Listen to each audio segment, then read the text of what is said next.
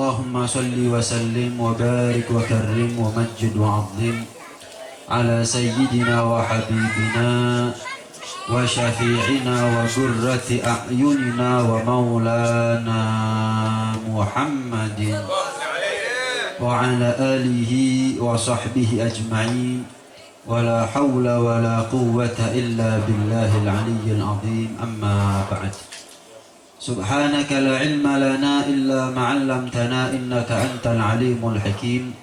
رب اشرح لي صدري ويسر لي أمري واحلل عقدة من لساني يفقه قولي واهد قلبي وسدد به لساني.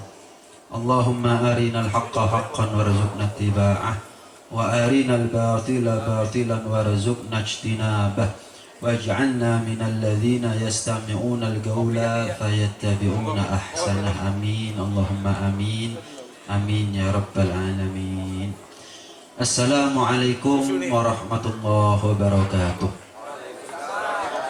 Segenap para habaib, para alim ulama, para kiai, tokoh masyarakat, tokoh agama, sesepuh, bini sepuh yang kami hormati, lagi kami muliakan, khususnya kepada beliau Al-Habib Al-Am Al-Habib Zaid bin Abu Bakar Ba'abud, Al-Habib Taha bin Ja'far Ba'agil, Al-Habib Muhammad Qaddafi Ba'agil, Al-Habib Hussein bin Abdullah bin Syekh Abu Bakar, Al-Habib Umar bin Segaf As-Segaf, dan segenap habaib yang lain, Gus Irul, segenap alim ulama, para tokoh masyarakat, tokoh agama, segenap jamaah, hadirin hadirat dari Majelis Maulid wa Ta'lim Riyadul Jannah Kordes Bunut Wetan. Mudah-mudahan beliau-beliau dan kita semuanya senantiasa diberi panjang umur oleh Allah Subhanahu wa taala dalam keadaan khair wal lutuf wa sihha wal afiyah fi taatillah wa rasulih sallallahu alaihi wa ala alihi wasallam. Amin ya rabbal alamin. Dan mudah-mudahan hadirnya kita ada di malam hari ini, kumpulnya kita dengan orang-orang yang baik, bertemunya kita dalam acara yang baik, di majlis yang baik, ini pertanda bahwa kita ini akan dijadikan oleh Allah orang-orang yang baik dunia sampai di akhirat insyaallah. Dikatakan dalam sebuah syair, laulam turid naila ma arju minka wa atlubuhu min faidi fadli judika lam ma alhamtani talaba. Kalau seandainya engkau ya Allah tidak berkehendak untuk mengijabah apa yang kami minta, apa perlunya engkau memberikan taufik? Apa perlunya engkau ya Allah memberikan hidayah kepada kami untuk kami mohon? Ketika engkau berikan kepada kami kekuatan untuk meminta, itu tandanya berarti engkau akan mengijabah apa yang kami minta. Begitulah ketika kita digerakkan, dimudahkan hati, zahir, batin, jasmani dan rohani kita untuk hadir di majelis yang baik, di acara yang baik, kumpul sama orang-orang yang baik, maka tentu kita bubar dari acara ini bukan sesuatu yang percuma yang kita dapatin, melainkan adalah ampunan dari Allah, rahmat dari Allah, ridha dari Allah, dan mudah-mudahan kebaikan zahir maupun batin senantiasa Allah berkahi buat kita semuanya. Man yuridillahu fihi khairan yufaqihu fiddin. Barang siapa yang dikehendaki menjadi orang baik, Allah fahamkan kepada dirinya ilmu agama. Jadi kita kalau kepingin tahu kita ini dikehendaki orang baik atau tidak oleh Allah, tergantung sedalam apa pemahaman kita terhadap ilmu agama. Semakin didekatkan kita oleh Allah terhadap ilmu agama, berarti semakin dalam cinta Allah kepada kita. Maka kumpulnya kita saat ini, insya Allah kita husnudzon kepada Allah bahwa ini adalah pertanda baik bahwa kita di dunia menjadi orang baik, maka di akhirat kita berkumpul bersama orang-orang yang baik di tempat terbaik, yaitu surga Allah bersama Rasulullah sallallahu alaihi wasallam. Amin ya rabbal alamin.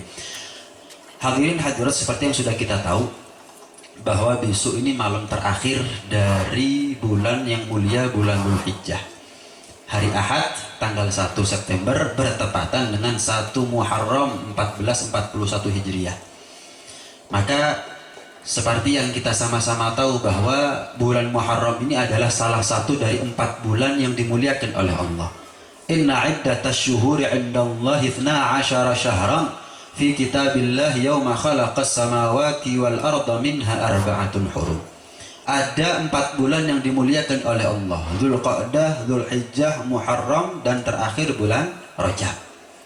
Fala tadlimu fihinna anfusakum. Maka Allah setelah memberitahukan kepada kita tentang 4 bulan yang mulia, 4 bulan yang sering kita kenal dengan sebutan al-ashhurul hurum, maka Allah melarang kepada kita untuk berbuat zalim kepada diri kita di 4 bulan yang mulia ini. Kita kalau taat di waktu-waktu yang mulia dilipat gandakan pahalanya. Sebaliknya, kalau kita maksiat di waktu-waktu yang mulia dilipat gandakan dosanya. Wal'iyadzubillah. Dzalika wa may yu'azzim sya'airallah fa innaha min taqwal qulub. Dalam ayat yang lain Allah menjelaskan kepada kita, barang siapa yang memuliakan apapun yang dimuliakan oleh Allah, dan bulan Muharram adalah salah satu bulan yang dimuliakan oleh Allah. Kalau kita muliakan kemuliaan bulan Muharram, itu tanda bahwa kita ini adalah orang bertakwa. Itu tanda bahwa hati kita ini ada benih ketakwaan. Berarti kita punya modal untuk selamat dari neraka, masuk ke dalam surga Allah bersama Rasulullah Sallallahu Alaihi Wasallam. Maka kita coba cari tahu sekarang, kita pahami bersama-sama apa cara agar kita ini menjadi orang yang memuliakan bulan Muharram. Yang pertama, besok jangan lupa baca doa awal tahun dan akhir tahun. Baca doa akhir tahun, baca doa awal tahun. Orang yang baca doa akhir tahun itu setan pegel. Tuwas tak kudo setahun. Kapan akhir tahun minta ampunan kepada Allah. Allah nggak mungkin menolak permohonan seorang hambanya. Lebih-lebih hajatnya hajat akhirat, yaitu ampunan, halal, ridho dari Allah Subhanahu wa Ta'ala. Kalau anak muda kenal istilah PHP. Apa PHP? Pemberi harapan palsu. Kita ini paling seneng PHP sama setan. Kapan mana PHP setannya? Ngasih harapan palsu. Koyok yo setahun ini kita banyak maksiat. Setahun ini kita banyak nurut sama setan. Tapi ternyata di akhir tahun kita minta ampunan kepada Allah Subhanahu wa Ta'ala. Pegel setan. Tuwas tak kudo setahun, jalur sepuro. Kapan tak kudo setahun, nggak tahunya minta tobat kepada Allah, minta ampunan kepada Allah. Allah nggak akan menerima. Allah tidak akan menolak daripada taubat seorang hambanya. Kapan diminta dari Allah adalah ampunan, Allah kasih ampunannya. Wa yatubullahu ala man tab. Orang yang taubat pasti Allah terima taubatnya. Pegel setan. Kalau kita baca doa akhir tahun. Kalau kita baca doa awal tahun, maka dalam sebuah riwayat dikatakan istamana ala nafsih fima bagiya min umrih wa tawakkala bihi malakan yahrusanih minasyaitan wa atba'i. Dikatakan barang siapa yang baca doa awal tahun, maka dia akan diberi keamanan oleh Allah Subhanahu wa Ta'ala. Dan Allah ciptakan untuknya 2 malaikat yang tugasnya menjaga dari bujukan rayuan setan selama setahun yang akan datang. Tapi bukan berarti kemudian setahun nggak mungkin maksiat. Pasti ada maksiatnya, tapi bukan karena rayuan setan itu. Karena kebiasaan. Karena hawa nafsu. Setan itu kadang ngajak kita maksiat, hawa nafsu kita juga kadang ngajak kita maksiat. Kalau kita baca doa awal tahun, maka turun 2 malaikat yang menjaga kita dari godaan setan, tidak menjaga kita dari godaan hawa nafsu. Berkurang musuh kita, karena musuh kita ada 2. Hawa nafsu dan setan. Ada aduwek nafsu kallati baina janbek. Musuh yang paling nyata buat kita, kata Rasulullah, adalah nafsunya kamu, syahwatnya kamu, birahinya kamu, keduniannya kamu, kemaksiatan yang sudah biasa kamu lakukan, kata Nabi. Jadi musuh kita itu setan dan juga hawa nafsu. Ketika kita baca doa awal tahun, setan gak ada. Tersisa setahun depan adalah gimana caranya kita menjinakkan hawa nafsu yang liar. Artinya setahun ke depan proses kita untuk menjadi orang yang lebih baik daripada setahun yang lalu lebih mudah. Kenapa? Yang tadi musuh kita 2 jadi tinggal 1. Penting baca doa awal tahun dan doa akhir tahun. Yang kedua, besok puasa, lusa puasa. Jangan sampai nggak puasa besok, jangan sampai lusa juga nggak puasa. Rasulullah SAW pernah bersabda, yang diriwayatkan oleh Al-Imam Al-Hafidh Ibn Hajar daripada istri Rasulullah SAW, min ummahatil mu'minin sayyidatuna Hafsah binti Umar ibn al-Khattab radhiyallahu ta'ala anhuma wa ardahuma. Dikatakan man shoma akhir yaumin min Dzulhijjah, barang siapa yang di akhir bulan Dzulhijjah besok puasa wa awwala yaumin minal muharram, dan puasa juga di hari pertama bulan Muharram. Besok Sabtu puasa, besok Ahad, lusa juga puasa. Ja'alahullahu ta'ala lahu kaffarata khamsina sanatan. Allah jadikan imbalan bagi dirinya adalah ampunan untuk dosa 50 tahun. Kita ngasih uang 2.000 balik 50.000. Mau kita? Jenengan setor 2.000, tak kasih 50.000, mau? Nemen. Masih aku lo nggih purun nih. 50 tahun setornya apa? 2 hari. Purun jenengan. Awas. Mending gak poso jenengan. Jenenge purun. Katanya mau. Ini gambaran buat kita bahwa kadang-kadang kita ini kalau urusan dunia, maaf, pandai, pintar, cerdas. Urusan akhirat kadang-kadang sih mikir. Mau dikasih ampunan, mau. Modalnya gimana? Puasa 2 hari. Mau mikir. Ya apa enak ya?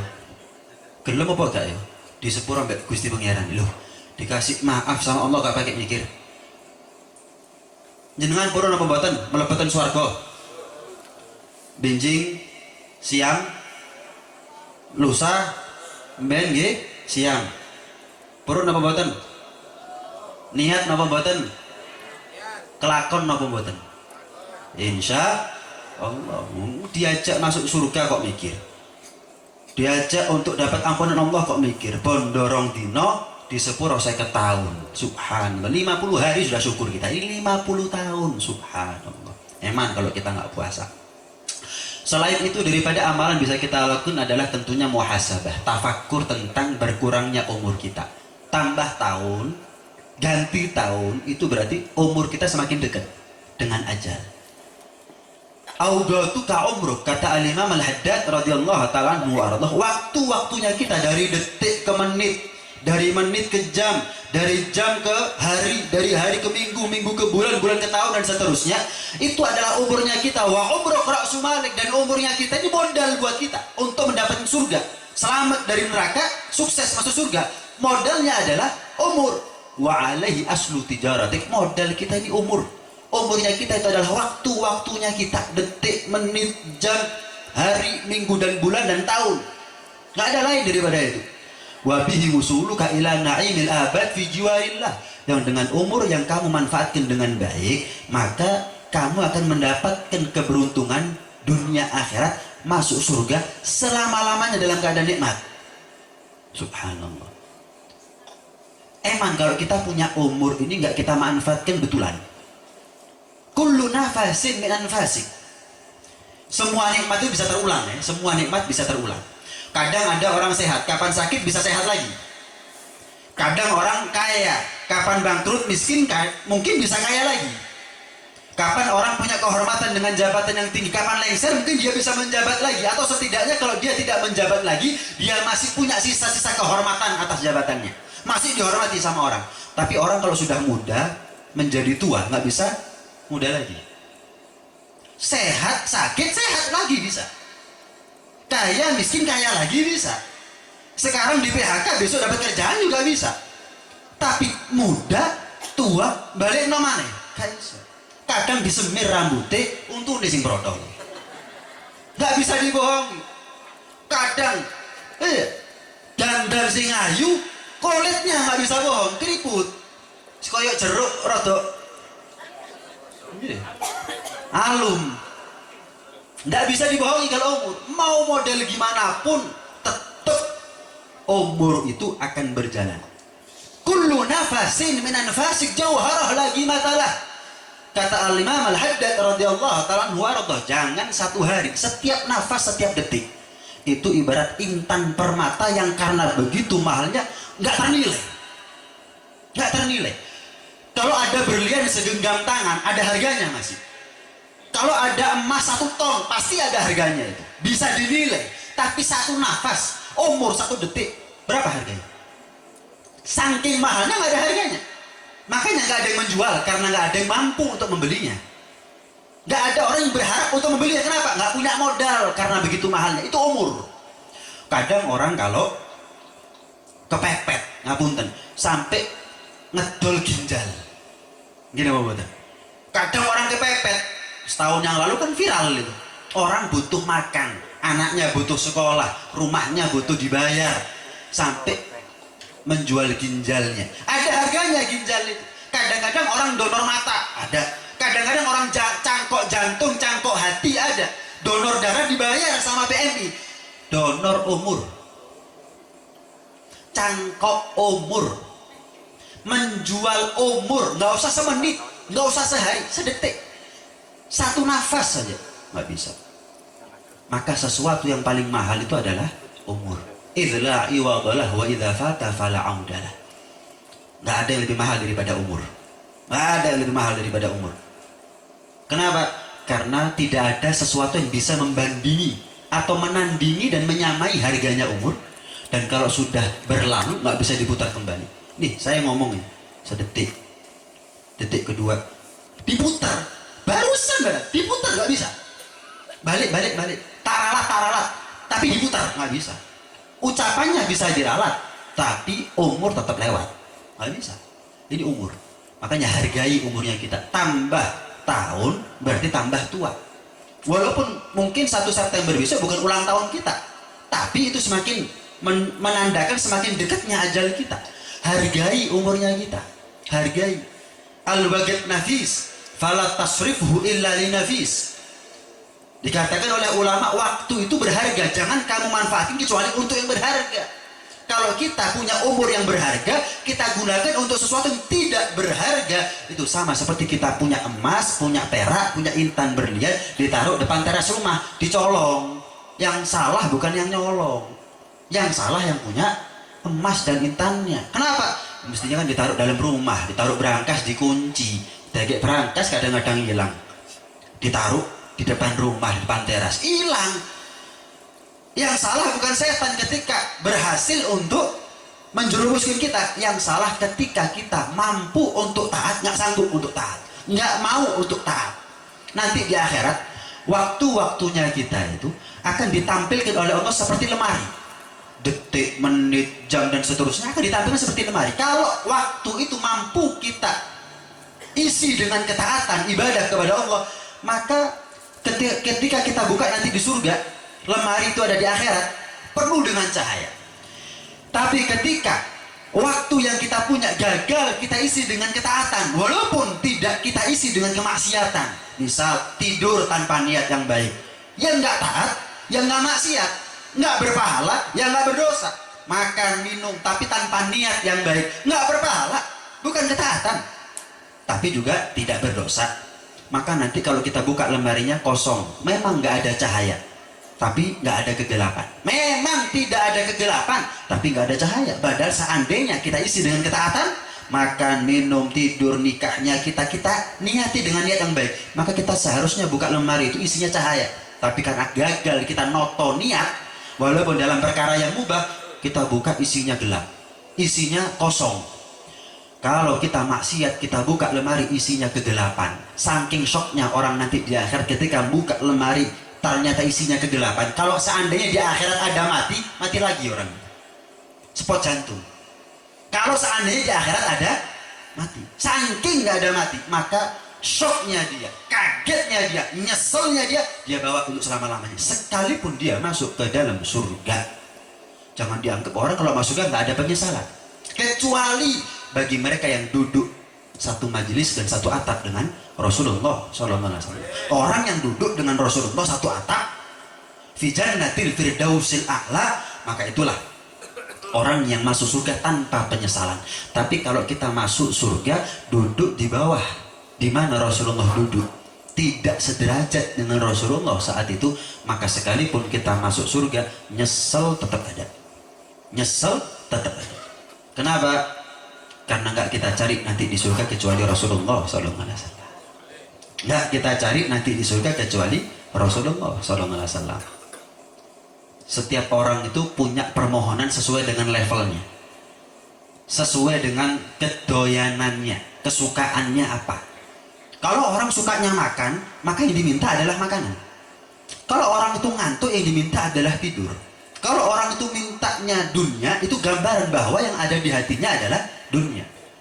Al-Imam Al-Haddad, hajatan fil nafsi ya Rabb faqdiha ya khaira qadi. Hajatan fil nafsi ya Rabb. Beliau dalam qasidahnya, ya Allah, hajat kami yang kami minta kepada Allah, yang kami minta kepada Engkau ya Allah, penuhi wahai Zat yang maha mampu, maha baik dalam memenuhi hajat hamba-hambanya. Hajatan fin nafsi ya Rabb faqdiha ya khaira qadi. Ada seorang santri Al-Imam Al-Haddad tanya kepada beliau, hajat apa yang Anda minta wahai Imam Haddad? Dikatakan, ya Rabbi wajma'na wa hababan lana fi darikal firdausi atyaba maudhi'i. Yang kami minta Imam Haddad, levelnya bukan makanan, levelnya bukan ranjang untuk tidur yang empuk, levelnya bukan dunia. Hajat yang aku sebut dalam qasidah itu adalah bagaimana caranya aku berada di mana Rasulullah berada, bagaimana aku duduk di mana Rasulullah duduk. Bukan hanya sekedar masuk surga, tapi duduk nanti ada di surga bersama Rasulullah sallallahu alaihi wasallam. Maka isi dengan ketaatan. Orang dulu itu hebat dalam menjaga waktunya. Al-Habib Ahmad bin Hasan Al-Attas radhiyallahu ta'ala anhu, seorang ulama wali besar. Maaf, matanya nggak bisa ngelihat. Itu kalau beliau mengadakan perjalanan jauh keluar kota misalkan, itu minta tolong satu muridnya untuk bawakan kitab. Kenapa? Beliau nggak bisa baca. Dalam artian karena matanya nggak bisa ngelihat, kurang dalam penglihatan. Maka diminta, saya mau keluar kota, ayo wahai muridku fulan, ikut saya bawa kitab. Bawa kitab ini, kitab ini, kitab ini, kitab ini. Dibaca selama perjalanan, nggak pulang, nggak sampai rumahnya kecuali beberapa kitab sudah dia khatamkan. Subhanallah. Kalau kita kapan melaku sih dibikin oh ya apa cari turu. Sekiranya tutup, oh iya, sekiranya sampai nggak kerasa kesel. Sampai kadang kalau nggak bisa tidur sampai minum antimu, belan-belani turu kadang-kadang. Gimana caranya saya ini mau ke Banyuwangi, saya ini mau ke Solo, saya ini mau ke Jakarta, ya apa cari turu, jadi nggak kesel. Gak iso turu, mau antimu wis. Belan-belani hanya untuk tidur. Kalau beliau-beliau enggak, hiburannya adalah baca kitab. Al-Habib Abdullah bin Husain bin Tahir dengan saudaranya namanya Al-Habib Tahir bin Husain bin Tahir juga begitu. Beliau berdua ini adik kakak, satu saudara. Itu kalau makan si kakak bilang sama adiknya, dek jangan makan, saya lagi makan. Terus gimana? Kamu baca kitab, saya yang makan. Nanti kalau waktunya kamu makan, saya yang baca kitab. Subhanallah. Bukan gandengan untuk bal-balan, bukan gandengan untuk main game, bukan gandengan untuk main kartu kakak adik ini, enggak. Tapi apa? Dalam ketaatan kepada Allah. Saya makan, kamu yang baca kitab. Kalau kamu waktunya makan, nanti saya yang baca kitab. Makan itu kan pakai mulut, nggak pakai telinga. Makan pakai mulut, telinga dapat ilmu. Subhanallah. Ya, ibu-ibu kalau misalkan lagi goreng, lagi nyapu, lagi kora-kora, lagi nyuci, itu kan yang kerja hanya tangan dan kaki. Lisan ini kan maaf banyak nganggurnya. Maka tangan dan kaki urusan dunia, lisan kita untuk akhirat. Begitu seharusnya. Ibu-ibu kadang-kadang punya HP, mungkin bisa buat nyetel YouTube atau dengarkan ceramahnya fulan direkam. Ketika goreng, ketika nyapu, ketika ngepel, setel itu. Jadi telinga dengar nasihat, walaupun dalam keadaan sibuk untuk urusan rumah tangga. Dunia dapat, akhirat dapat, rumah bersih, tempatnya surga. Ini enggak, India ada. Ngerti artinya ya orang nangis karena video ya ada. Ngerti? Enggak ngerti. Lah kok nangis? Mbok. Lagune melo-melo ya, lagunya kayak bikin sedih, melok nangis Ibu. La ilaha illallah. Artisnya enggak ngereken sampean, Bu. Artisnya enggak ngereken. Masih orang nangis gede jenengan. Enggak peduli untuk duit. Jenengan kalau dengar nasihat Rasulullah merhatikan jenengan. Coba kalau dalam kesibukan jenengan sholawat, Rasulullah kenal jenengan, perhatian, peduli sama jenengan, dunia kita maupun akhiratnya kita. Ini beberapa amalan hadirin hadirat yang bisa kita amalkan. Mudah-mudahan kita mendapatkan taufik, kita mendapatkan hidayah dari Allah, sehingga ilmu ini menjadi ilmu yang mudah untuk kita amalkan. Manfaat zahir batin fid din wa dunya wal akhirah. Jangan lupa besok baca awal tahun dan akhir tahun doanya, sehingga kita mendapatkan keamanan dari Allah, berkat pertolongan Allah. Allah ciptakan dua malaikat yang menjaga kita daripada godaan setan, sehingga tugas kita hanya melawan hawa nafsu. Kemudian kita baca doa akhir tahun biar pegel, biar kecewa itu setan dan iblis selama setahun kita nuruti apa maunya. Kemudian jangan lupa puasa besok dan lusa kita mendapatkan ampunan Allah 50 tahun lamanya. Dan selalu tafakur, selalu muhasabah diri, selalu ukur bahwa umur kita ini nggak lama. Mungkin umur yang tersisa lebih pendek daripada umur yang sudah kita jalani. Ada orang umurnya 40, 50, mungkin umur sisanya tinggal 40 hari atau 50 hari, bukan 40 tahun, 50 tahun. Karena itu terus kita renungkan hal seperti ini. Mudah-mudahan sebagaimana Allah takdirkan kita kumpul di tempat yang baik bersama orang-orang yang baik dalam rangka acara yang baik, ini pertanda bahwa kita nanti di akhirat akan menjadi orang yang dikehendaki kebaikan oleh Allah Subhanahu wa taala. Amin. Allahumma amin amin ya rabbal alamin. Hadza minni wa hadza ma aqulu lakum wa lakum minkum. Assalamualaikum warahmatullahi wabarakatuh.